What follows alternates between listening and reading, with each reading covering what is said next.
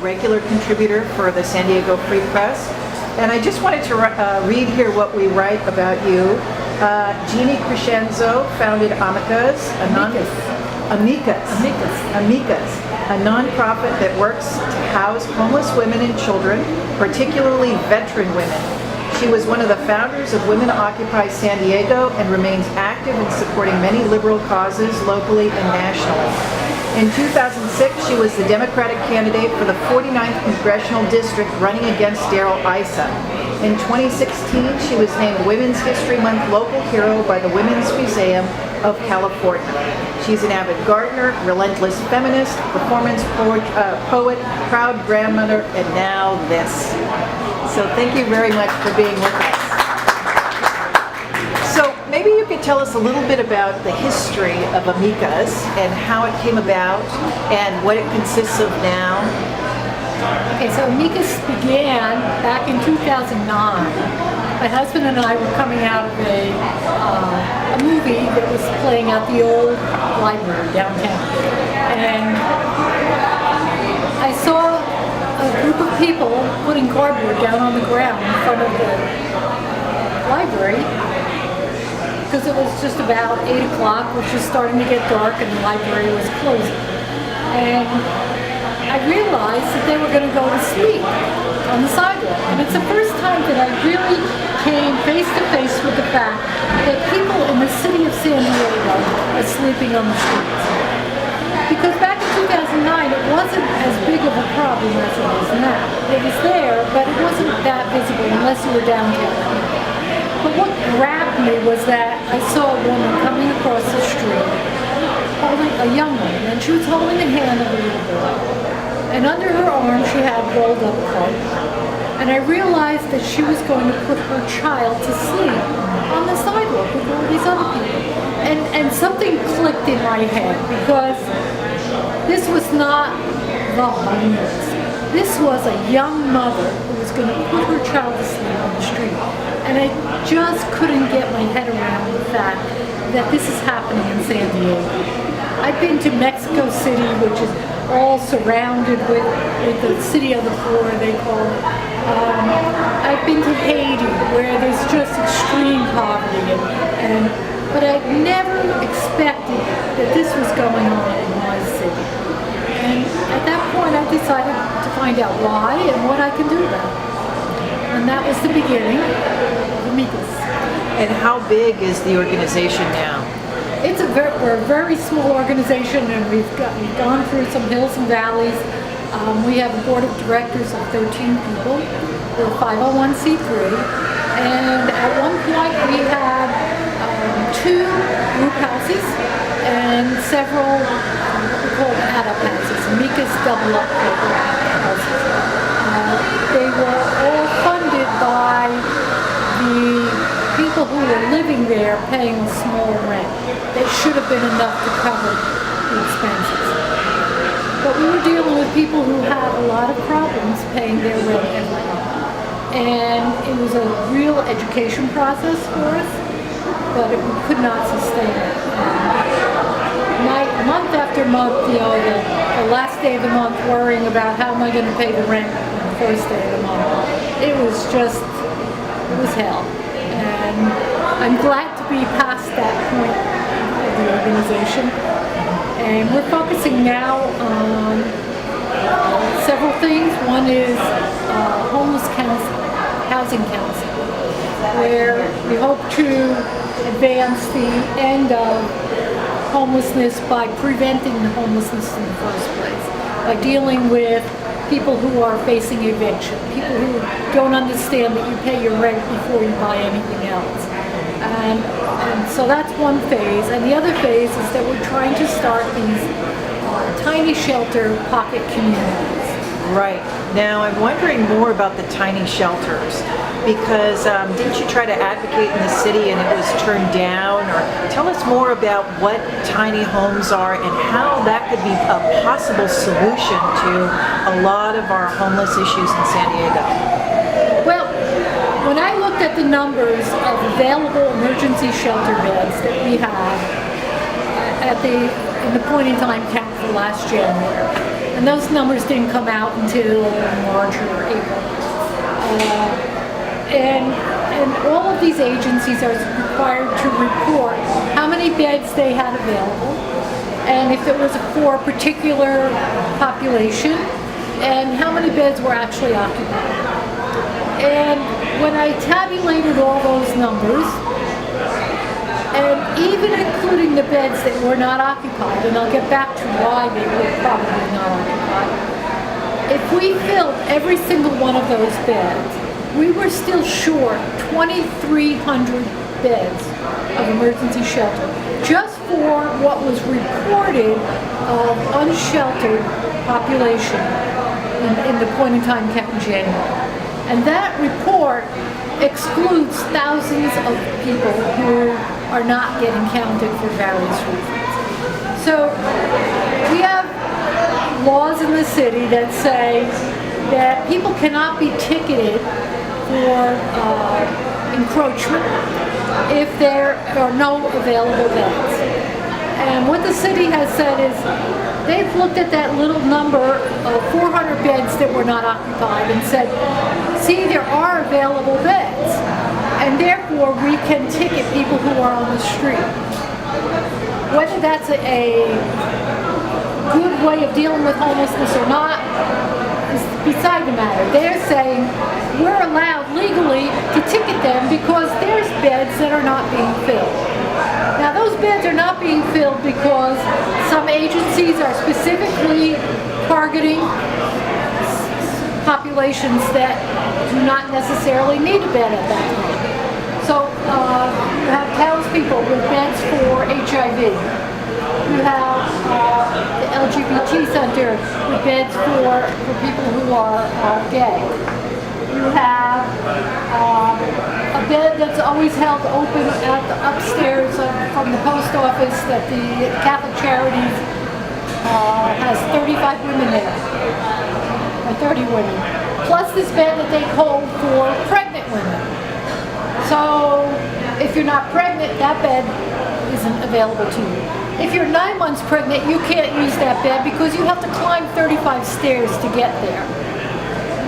So all of these so-called unused beds are not necessarily unused. Then you have beds in shelters like Father Joe's that have tremendous number of rules that they think are necessary to prevent chaos. But you're talking about people who are on the street, who may have been on the street for a long period of time, who are adults, many of them very intelligent, who don't want to be told what time they have to go to bed. They are also not allowed to bring their pets. They can't bring their partner. They can't have a cigarette. They can't have a joint. They can't have a drink of beer. They can't bring food in there. So you have all of these limitations that a person who's on the sidewalk is going to say, well, why should I go there when I can't be an adult, independent, and make my own decisions? I'd rather be on the sidewalk. Or you have people who have mental illness, you have people who have become what I call feral. They've been on the street for so long that we had one guy that we allowed to come into our home, and he slept on the floor. He could not sleep in a bed. So there's all kinds of reasons that a person is not going to go into these open beds.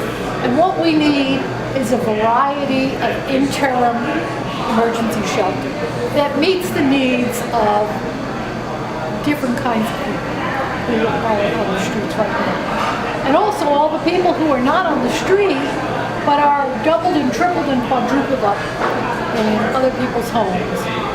For instance, there's a mom that we're trying to find shelter since August who has 6 children.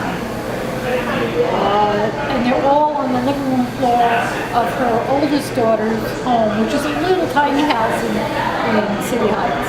So we need extremely affordable housing, and we need interim shelter for the people who are on the streets who cannot get into the available shelter that we have. One, because we're 2,300 beds short, even if we filled up every bed, and 2, because the beds that we have are not appropriate for every population. So we looked at this and we said, what else can we do? Let's think outside the box.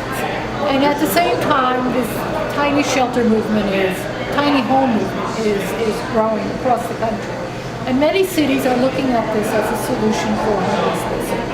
Now when I say tiny homes, there's tiny homes that are $30,000 homes that, have a sink and a bathroom and all of these accommodations. But what we're looking at is for emergency shelter. So we're looking at an 8 by 12 or an 8 by 8 wood structure with a door that locks. Window, it's comfortable, keeps you from the elements, but the most important thing is it keeps you safe. And we can create pocket communities of these. We can build these using an iWood design that we were just so lucky to come across this gentleman who designed a way of constructing that's almost like Legos. And his background comes from IKEA, and people can build their own kits and build their own shelter. We can build an 8 by 12 shelter for $1,000. Where would they be zoned, and how many of them would there be, and who would fund it? All very good questions. Back a year ago, January 2016, we were fishing about for a place to do this. We had kind of come up with the idea. A group of us had gotten together, calling ourselves Homeless to House. And I was amazed at the support, the interest that was in it. The media was covering it. And as a result of that coverage, we were approached by the owner of a lot downtown on the corner of 17th and Imperial. Right there by St. Vincent, Father Joe's Village, all of the services were right there. And they were right by public transportation. It was an ideal location, and we came up, and he offered it to us for $10 a month for 12 months. He said, I don't know what I'm going to do with this property, and in the meantime, I'm seeing all these people that are homeless. I had let some of them put their tents on the property, and that didn't work out too well, but I'd like to help these people, and if you're offering to have a managed situation that can be removed after 12 months, I'll work with you. So we put together a plan and a presentation, and we went to the Smart Growth and Land Use Committee. And we said, in all of our digging around, we came across the city had to put together in their general plan, according to state law, SB2, they had to designate sufficient property for emergency shelter based on the number of homeless people that were counted in the quarantine count. And I had already proven that we were short those 23 beds, 2,300 beds. So we said, okay, here's the general plan, here's the illustration that was in your general plan for lots that are designated for emergency shelter that would not require a conditional use permit. Why is that important? First of all, conditional use permit costs $21,500 for the application. That doesn't get you anything except the offer to apply. Amicus doesn't have that much money, and if we're building houses for $1,000 each, how many houses is that we would have to just plunk down? Not only that, it would be a waste of money, because the reason that the state did SB2 is because they acknowledged that no neighbors are ever going to permit a homeless shelter to be put in their neighborhood. It's not going to happen. Look at what's happened here in San Diego when they tried to do the veterans services at the old Thomas Jefferson building. They went through years, months of community uprise. So people who never cared about anything environmental or anything else, when they get wind that there's an emergency shelter going up in their neighborhood, they come out and they stop. If you talk to Herb Johnson over at Rescue Mission, he could tell you the nightmare that he went to. And in order to get that conditional use permit, he had to greet everybody. Nobody could be standing outside in line. Ridiculous restrictions. So are you saying that the tiny homes project then fell through precisely because of that? The lot that we were offered was designated for emergency shelter on that map. Okay. So when we went to the Smart Growth and Land Use Committee, we held up that map, blew it up with a big poster and said, look, we can do this here. We don't need a CUP. We have a plan. We can put 12 to 15 of our units on here. That's not a lot, but we could put the most vulnerable people here, and we could do it as a demo to show that this could be done. Because if we can do this and we can get it up and running in a couple months, every single lot that's downtown that's not going to be used for the next year, that's right now has a chain link fence around it, surrounded by these tent and tarp buildings, could be made into these temporary emergency shelters. Everything's on wheels. After the 12 months, we move it somewhere else. No neighborhood is going to be asked to shoulder this forever. So what happened? The city council went and looked at that map, and they said, oh, we didn't know we had this map. And they changed the map. They redrew the map. The law allows you to either do an overlay of sites that are applicable, which is what that was originally, or to designate a specific zoning category as what you could use. So they found a zoning category that only exists 84 acres in the Midway area and a couple acres in the Pacific Beach. And they said, that's what we're going to make our zoning. And we went and looked at those lots, and none of them are available. And none of them are in an appropriate place near services or public transportation. So essentially, they cut us off at the knees and said, you can't go anywhere without a CUP. And was this 2016 or 2015? This was 2016. This was last year. This is all last year. They came out with that map exactly 30 days after we made our presentation. So that's where we are right now. We're really hoping that the city council, the new people that are on there, our new attorney, will see the reasonableness of giving us the areas that we can do. Yeah, so Anna. Does the state require proof of compliance under SB2? I mean, SB2 still exists, and they're satisfied with an area with nothing available. I mean, where is the analysis that you just gave of the zoning change? What has happened to that on a state level? Is there any interest from our state representatives on that issue? Unfortunately, we have state representatives who claim to care about homelessness, who seem to have a lot of self-interest involved. The city is definitely, without a doubt, out of compliance. And Amicus is considering suing the city for that. We would much rather spend our energy and effort putting up these villages. And so we've kind of been biding our time to see who won the election. And we plan on meeting with them. I've met with Stacy Spector, who is the woman who Mayor Faulkner has put in charge of homelessness in the city. And I found her to be intelligent and listening. And so I'm going to withhold with judgment and see what happens with that.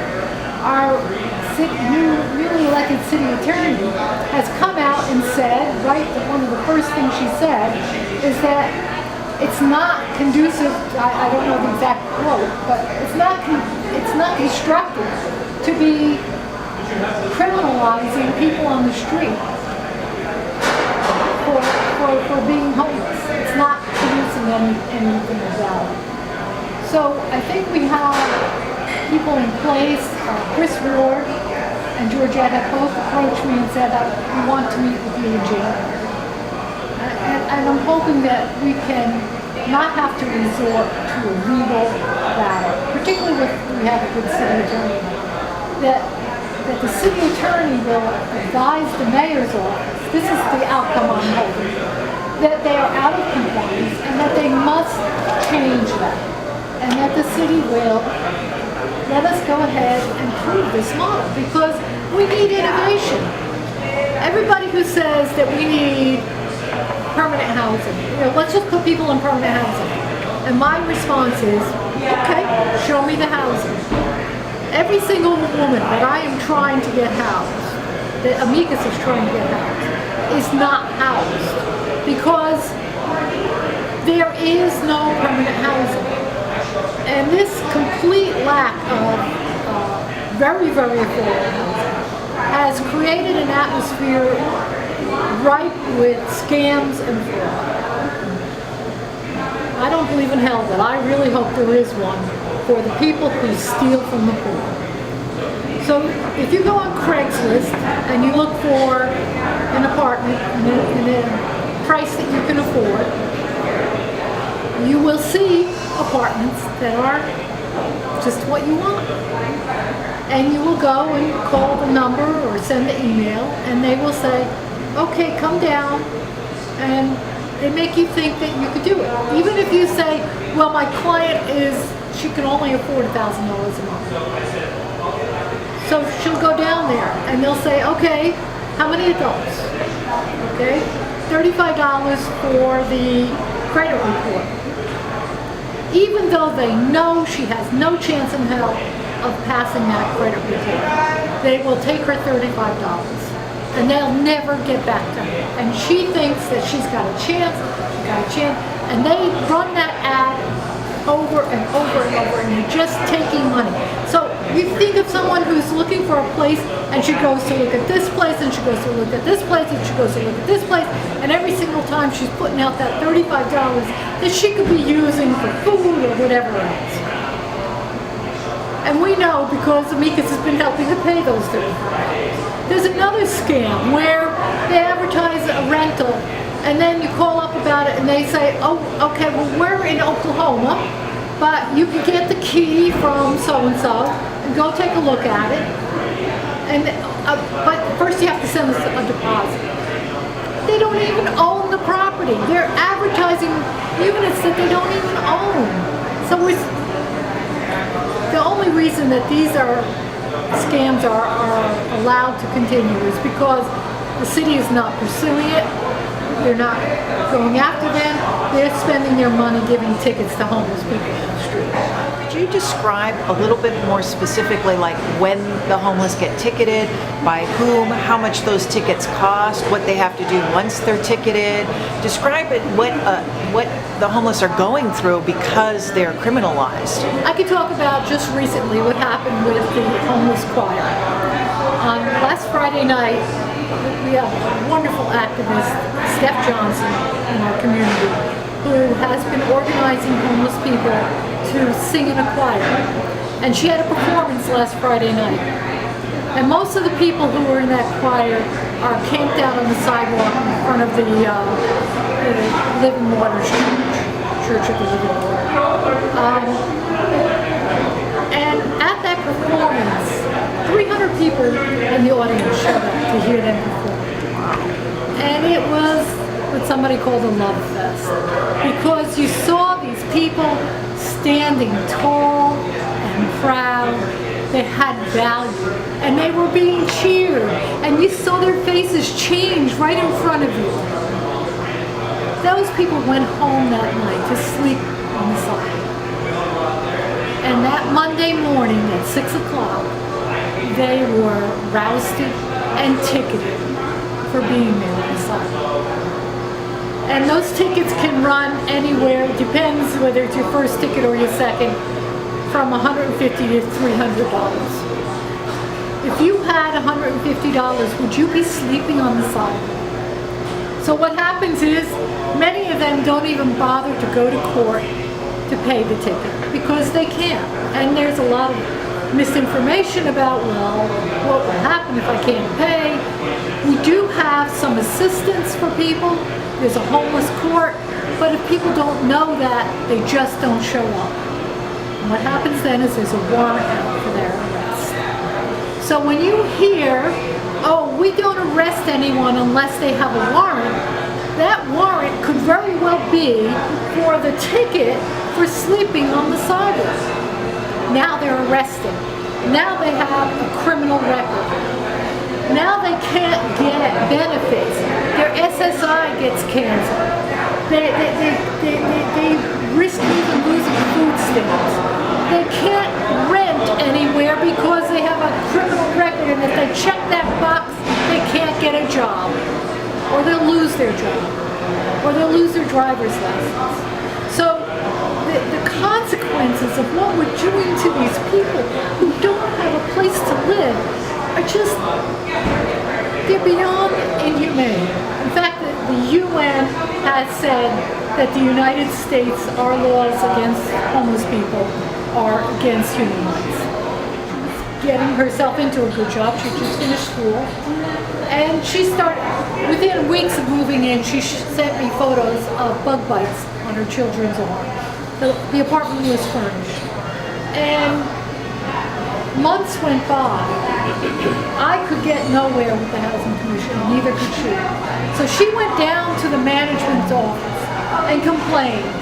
And being a veteran with PTSD, she says she didn't get violent. I don't know whether she did or not, but if my kids were getting bit by bed bugs, I would probably get a little violent too. This is an African-American woman. She was speaking to a manager who was Latina, and she was accused of hate speech and evicted. They would not listen to her. They would not give her a chance to have her voice heard. They would not speak with me. I went directly to Richard Gentry, and I could not get to anyone. They just booted this woman and her kids out, and she has an eviction on her record. The fact that there is such an extreme shortage of affordable housing makes it all the more important that we work on homelessness prevention. And so another thing that we need to be pushing for, and possibly the city attorney comes in on this, is legal counsel, real legal counsel, when people are facing eviction. And the publication, the public knowledge that that counsel is available. So this woman that we're working with, that she was evicted because her rent went up $100, and she went to the landlord to complain about it, and the landlord initiated the eviction process. And apparently she had legal aid that she never saw, never showed up at court, and didn't help one bit. So for every family that we can keep housed, that we can prevent getting an eviction on their record, that's a huge thing in preventing homelessness. Not only that that person doesn't become homeless, but particularly with families with children, we have the evidence now to show that the trauma that these children experience could be lifelong. In contrast to that is a homeless town hall that was put together by some of the business interests downtown, and was hosted by council member Lori Zapp. And the gist of their program was that homelessness, the increase is being caused by Prop 47, which let minor offenders out of prison. And so they are saying that we have this, I forget the phrase she used, but it's like we have this new population on the sidewalk that Super transit. And the whole program was about being afraid of homeless people. So we need to counter that mentality, and particularly the last person to speak at that podium from the audience was proposing that we put homeless people on boxcars and ship them out to a concentration camp in Hamur. And he was cheered. So we have a big job ahead of us.